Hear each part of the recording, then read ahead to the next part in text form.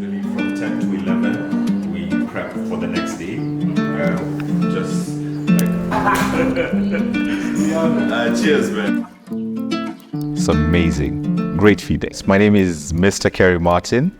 I am a janitor at Radio Africa Group. Once in a while, they let me on air to be a presenter. And no, I'm kidding. I'm a breakfast show host at Kiss FM, Monday through to Friday, 6 a.m. to 10 a.m. Apart from that, content creator, Arsenal fan, mad Arsenal fan, you can tell from my chain, and lover of life.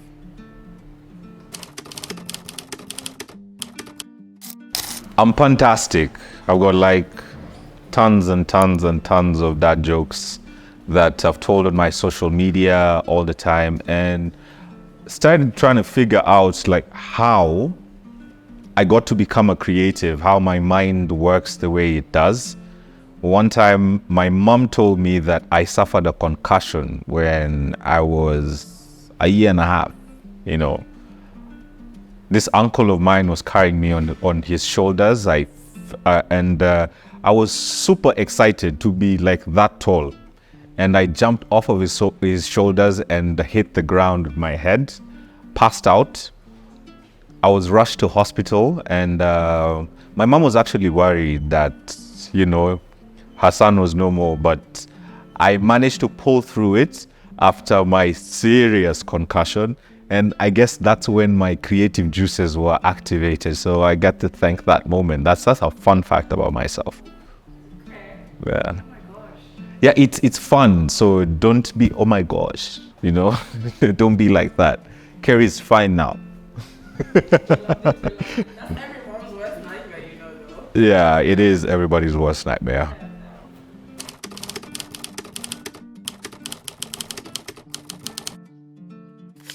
Yes, it's your first time doing any show, and mostly my first time on radio. My first time on radio, I was basically speeding through everything, not finishing my sentences, not going through my thought process, pressing the wrong buttons, leaving the mic open even after my link. So people would hear me speak off air. Producer had to come, you know, tell me, this is the fader for the music. This is the fader for your microphone. You need to switch this one off. I was like, oh. Yeah, so every single time you do a show for the first time, there's a little bit of adjustment that you need to do.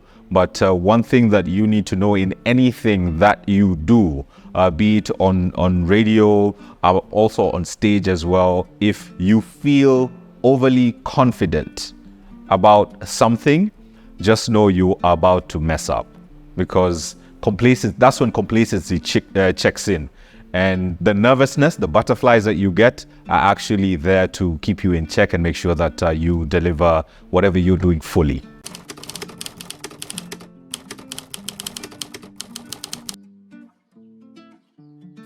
Yes. Shout out to my friends who are flight attendants. I used to be a glorified waiter. I used to walk to Hong Kong. I used to walk to London, did all those trips, you know, went to Rome, went to Bangkok, had an amazing time in Accra in Ghana. And it was quite good because it made me grow up really early, because I became a flight attendant when I was 20 years old, straight out of high school. I saw the ad on the paper and I was like, you know what, I'll just go and try it out. Went for the interview and they loved me. And they were like, you know what, you start training next week. I was like, me, really? So started doing it, and it was quite amazing. And actually my journey to radio from being a flight attendant my journey to radio is connected to me being a flight attendant. We'll get to that story in a bit. But yeah, I was that guy doing the Macarena before flights.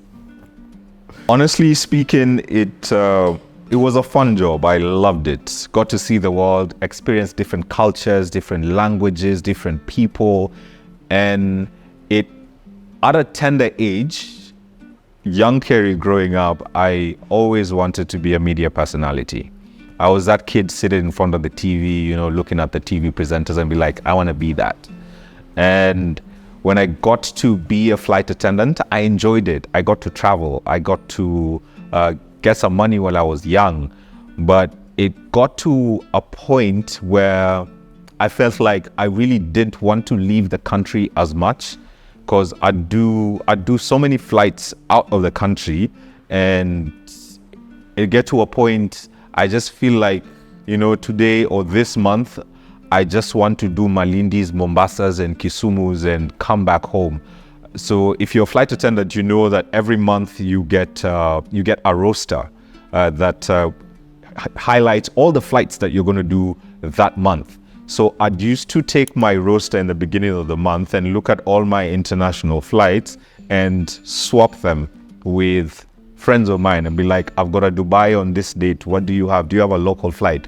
Give me the local flight. I'll do the back-to-back Mombasas and go back home, because it got to a point, other than specific destinations that I really enjoyed, it got to a point that I felt like I've seen enough of Dubai, where I'd get to Dubai and want to stay in a hotel. I'd seen enough of London, I'd get there, stay in a hotel. But there are some destinations that I'd be excited to go to. That's mainly, I loved going to Ghana. And I feel like Ghana is my second home. Shout out to my Ghanaian friends.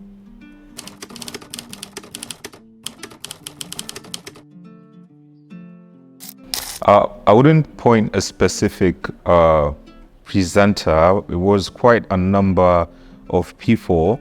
And funny thing is, I don't know if it was a little boy in me having crushes on babes, but most of them were babes, you know.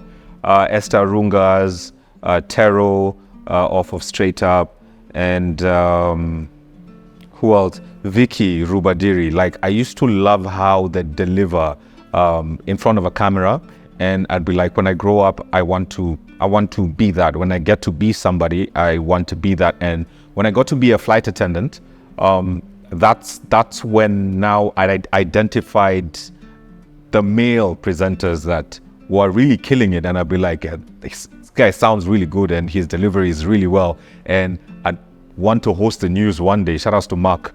Mark Masai is one of the guys that I got to admire. But then again, my shift from wanting news and me being an entertainment host started after I tried out doing something really serious, and I felt like my personality was not being let out. I felt really caged, you know, reading from the teleprompter, and I was like, you know what, I want to have a show where I can get to talk about what I want, you know, get to execute it how I want to do it. Yeah. So my story ending up in radio is quite funny. As I was a flight attendant, I was the guy doing the in-flight briefings. Every single flight I checked into, the flight person would be like, you're on my flight, you're the one doing the briefings, because me on a microphone sounded really, really good, and I loved it. So one time I did a briefing, I think it was a Malindi flight, and right after the flight, a passenger came while they were leaving the plane, came to the galley. That's the kitchen. Yeah, we call it the galley. Came to the galley, and they were like, who was the one doing the briefings? I said, me. And he was like, you have a really good voice. Have you ever tried doing voiceovers? I was like, yeah, nah, not really. He gave me his card and said, if you ever feel like you want to do voiceovers or you want to try out radio, because we had a chat, and I said, I really want to try and see how I'd end up in radio. And so he gave me his card. He was from Capital FM. I'm sorry, I can't remember your name. But when someone like that told me that I've got something, I was like, you know what, maybe I should actually go ham on this. You know, I should just go ahead, try it out, step out of my comfort zone. You know, it's something you've wanted, go on and do it. So one weekend, I had a couple of days off. I fished through my contacts, people I know from the industry, and I was like, I want to try out a radio demo. and I went out, I tried out doing a radio demo, recorded my clips, and I had it. There's this T-Pain and Chris Brown song called Kiss Kiss, where T-Pain starts by saying, "This is Nappy Boy Radio Live," and right on the station we go, caller number one, what's your name? And then the guy calls in. So I emulated that. It sounded really dope. And then right after I played the song, I was like, you know what? I could be on radio. So I had that, and that's what I used to, go out and just send to someone who's on radio and be like, you know what? I need to try something. So I sent it to a couple of radio station and friends of mine that I had, and there's this guy I knew who used to be in Radio Africa, but he moved to Kisumu and opened a station in Kisumu. And he was like, you know what, there's an opportunity for you. You can try it. You can come in and be a radio presenter. What do you love? I love sports. I love Arsenal. And you're like, you know what? We'll give you a segment where you basically just get to talk about Premier League football. I was like, okay, I'll do it. So I had this thing where I used to do that, and then I double it up with me doing voiceovers. Did it for a couple of months, like let's say 4 months or so. But then I started missing Nairobi. And I was like, you know what? I'm going to try out, come to Nairobi and get to see if I can land a really good top radio station. I had radio stations in mind. Recorded a demo and sent them out. 3 stations reached out and they were like, you need to come for a voice test. One of the stations and one of the person that reached out was G Money. He had my demo and he said, come to Homeboys Radio. And I really loved hip hop. So I was like, you know what? I'm not even going to go to these other ones. I'll go to Homeboys Radio. So I went, met G Money, and that's how I ended up on Homeboys Radio. Like I did a voice test, recorded a couple of adverts. They loved me, I loved them, and we started the relationship. And from Homeboys Radio to Kiss FM, that's where I am right now. That's the story I haven't told nobody. And we get to know it. Yeah.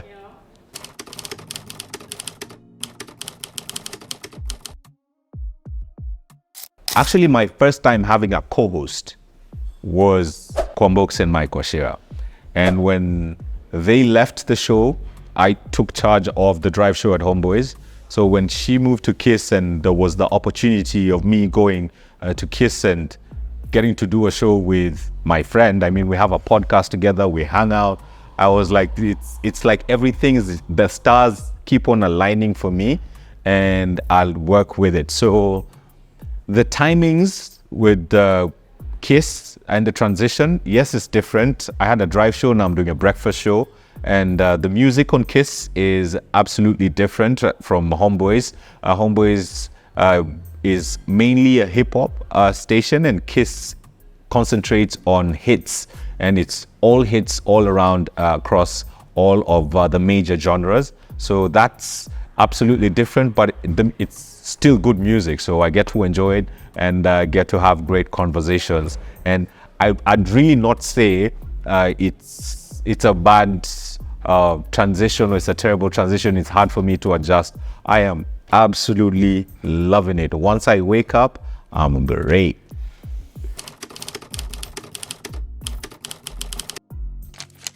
Initially, the podcast was to be an extension of the radio show that we had, but the other guy on radio decided that he's had enough and he doesn't want to be on radio anymore. And I mean, it's cool, Mike, but yeah, we still come for barbecues at your place.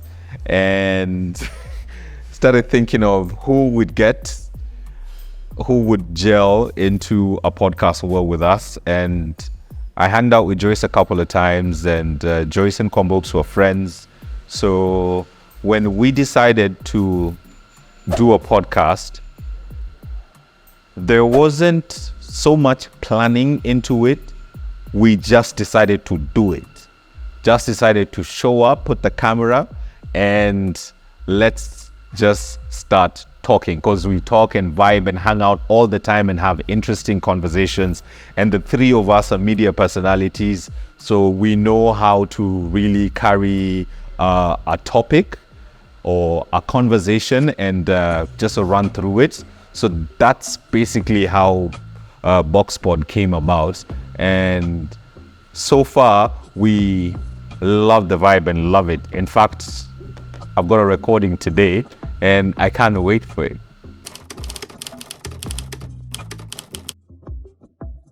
Oh yeah, podcasting in radio is different. Radio, we have to stop and play music. In podcasts, we can talk. We love talking. I mean, so there's that difference. And also, I feel with a podcast, yes, there's a fear of cancel culture, but you could talk about whatever you want to talk about. And with radio has got its rules, and it's governed by bodies, and the government is involved, and you have to understand that the content that you're putting out needs to be consumed by a larger majority of audience. It being like right now I'm doing breakfast. As much as we can have adult conversations, if we do that, there's people driving to work with their kids in the car, dropping off their kids in school. So you have to get to figure out how you're going to drive an adult conversation, and only the adults will get to understand what you're talking about. And the kids, yes, will kind of hear what you're saying, but their level of understanding is absolutely different. So you curate it for different audiences in podcasting and on radio.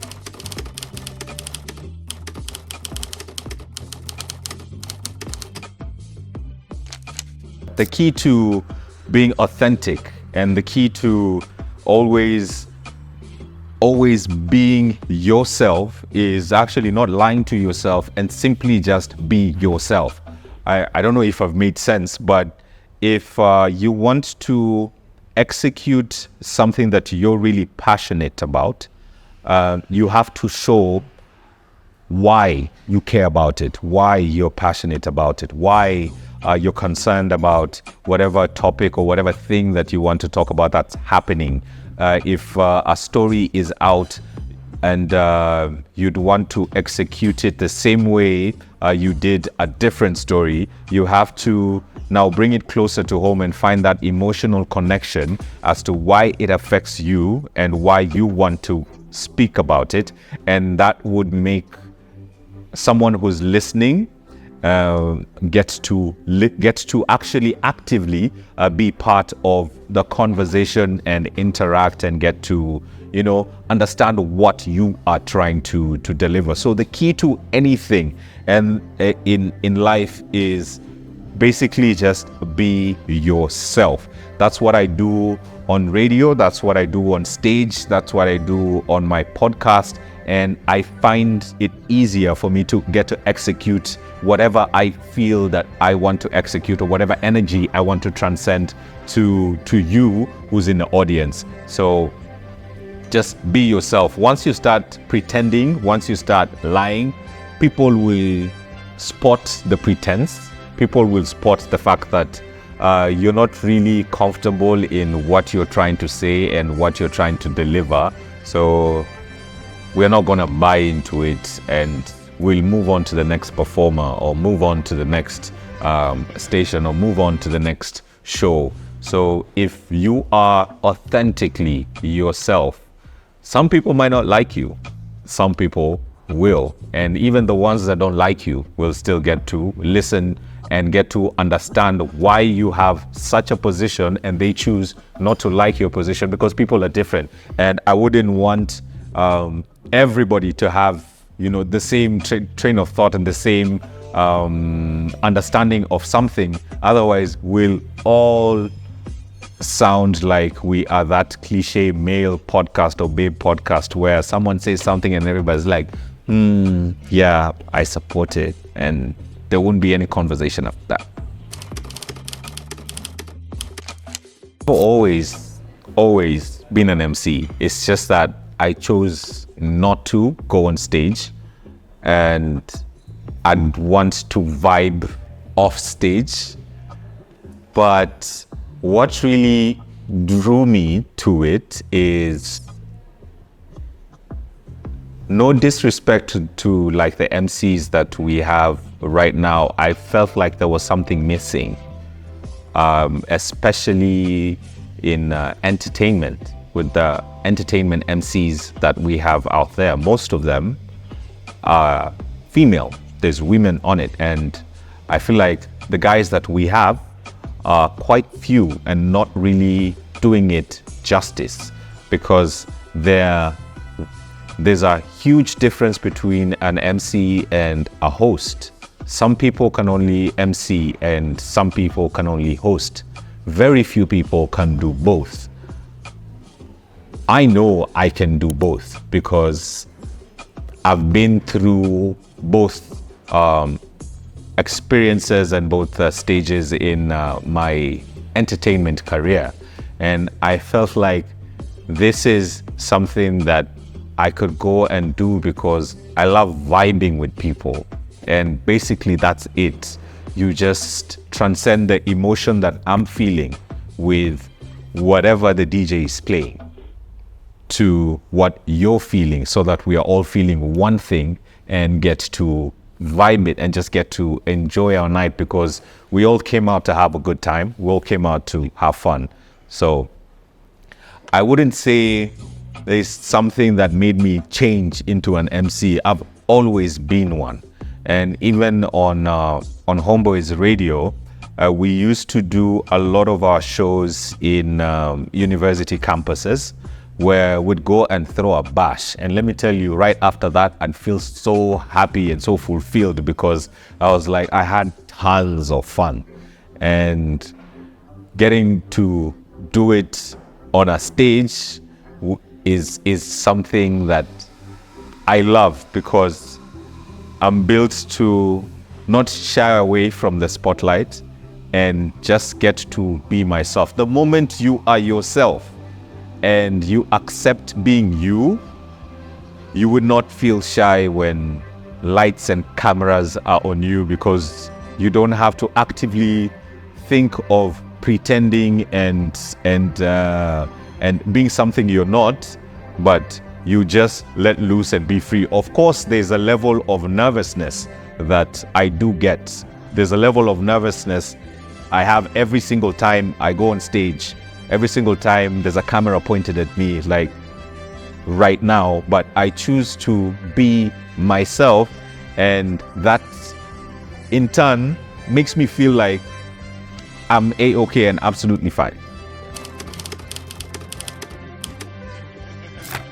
If you're watching this and you want to be an MC, you want to be on radio, you want to be a personality, and someone ever told you that you don't have the voice for it, they are absolutely wrong, because being all of those things that I've mentioned, this is not the 1970s, 80s, where your voice is what makes you be a media personality. Right now, it's all about your personality that puts you in the media. So it doesn't matter how you sound. You might be a babe, you have a deep voice. You might be a guy, you have a soft voice. But as long as you're able to invoke that feeling in an audience, and the best way to do that is you narrow down the audience to one person, because as much as there might be 5,000, 10,000 people in the audience, everybody is there looking at you individually. As much as you might have millions of listeners, everybody's actively listening as an individual. So the moment you get to just make sure that you bring out your awesome personality, because I'm sure you've got friends and family, and you get to speak to people who are close to you and can get to drive a point home or a story home, or basically vibe and get to enjoy with people. The moment you're able to show that that is the intention that you want to bring out, you will actually get to achieve what you want to be, being a media personality, an MC, a TV presenter, a radio presenter, and just speak to your audience as one person. That's why when you hear me on air or see me on stage, you would never hear me say, or rather hear me talk to the audience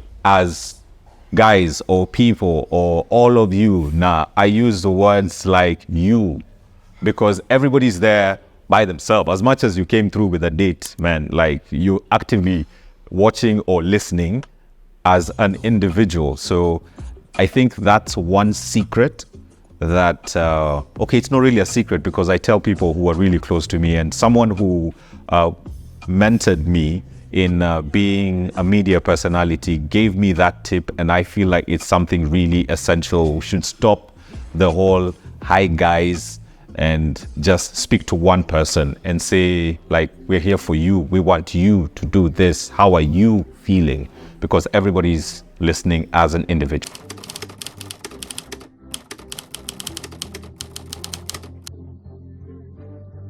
Honestly speaking, I'm not quite current in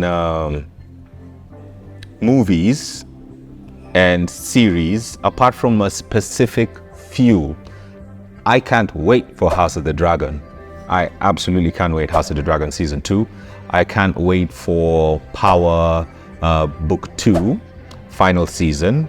And those are the ones that I actively watch episode by episode, week by week as it comes out. Everything else I'm quite okay with it coming out and me watching it later. And one series that I watched recently was Three Body Problem. I know it came out quite a while ago, but I managed to watch it recently, and it was mind-blowing. Absolutely, I loved it. If you haven't watched it, I don't want to give you no spoilers, but it's about aliens. You can go and check it out.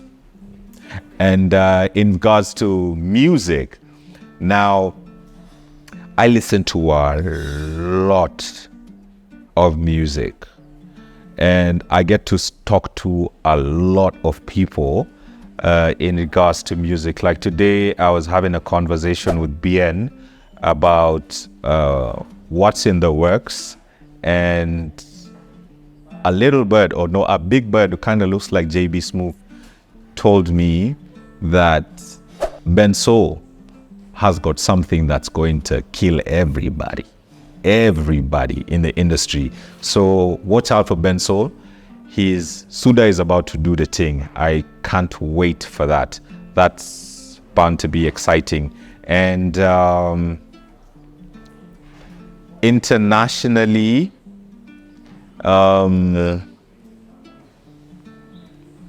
most of international acts who do great music have mastered the art of old celebrity. That's when you don't know that Beyonce is dropping tomorrow.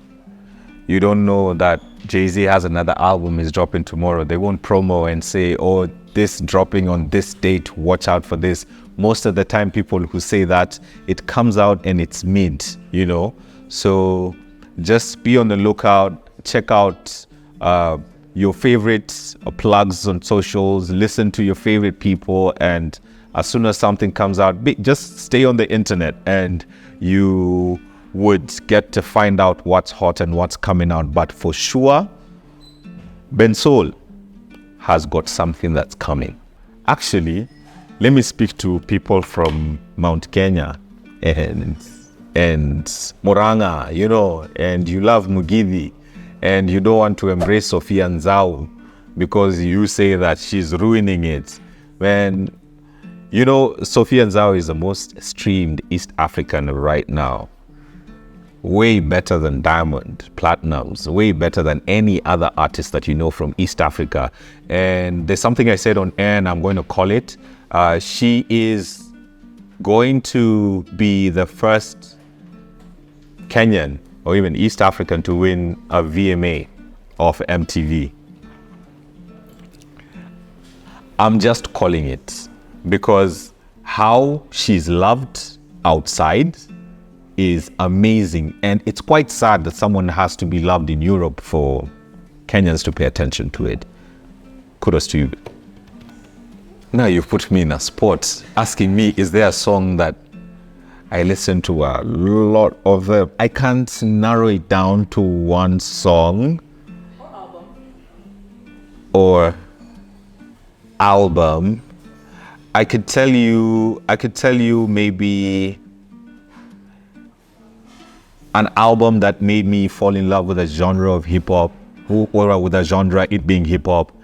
But it's hard for me to point out to one. And one album actually that made me fall in love with a genre of hip hop is The Carter by Lil Wayne. I listened to it way after it dropped. I think by the time I was listening to The Carter 3 was out. And Wayne was doing so many features in like so many songs, and I was like, I need to go and check this guy's discography, you know? Let's start from the first Carter. I got to listen to it. I was like, wait, what? I got to the Carter 2. I'm like, oh my God. And then by the time I'm listening to the Carter 3, T.I. is dropping Paper Trail, and that's when I started now paying attention to hip hop. And hip hop was the first genre of music that I fell in love with, and that's when now I started realizing that producers would sample off of other genres, and I'd open up my mind to get to listen to other genres of music, and it just grew up until like right now. If you tell me one song that speaks to me, it's hard for me to do that, because I mean, I'm on radio every day playing different songs and jamming to every one of them. I never thought I'd love bongo. Man, like right now, Weka Shida Chini Glasi Ju, man, it's dope. I love it, man. As in, sometimes you just have to open up yourself for you to accept music, and don't be closed in and be like, no, I'm too G, man, I can't listen to R&B. Or no, me, I'm a reggae head, you know, man, we don't listen to no hippity hop. Now, you don't do that. You just open up yourself and get to accept music for what it is, and you would get to love it.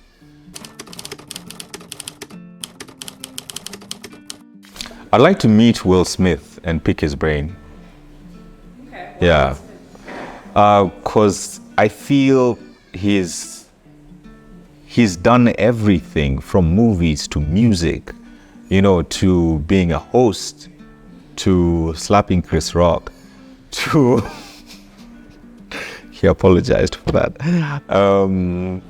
But I'd love to meet him and get to pick his brain. I feel like he's got such an interesting life in where he needs to both be himself, also be a public figure, and it's getting to juggle that, getting to pick his brain would be amazing. 500,000 or dinner with Will Smith. I picked the dinner. Yeah. Any show that you love to MC for? Whoa, I'd say all of them. But since we're manifesting into a camera, I mean, I might be watching this in future and be like, yes, you see, a Super Bowl. I'd love to be part of the team putting together a Super Bowl. Yeah. Halftime show. I mean, when I say, do you know anything about American football? You have an NFL shirt on. Do you? Nah. Yeah, so, but the halftime show, I love it.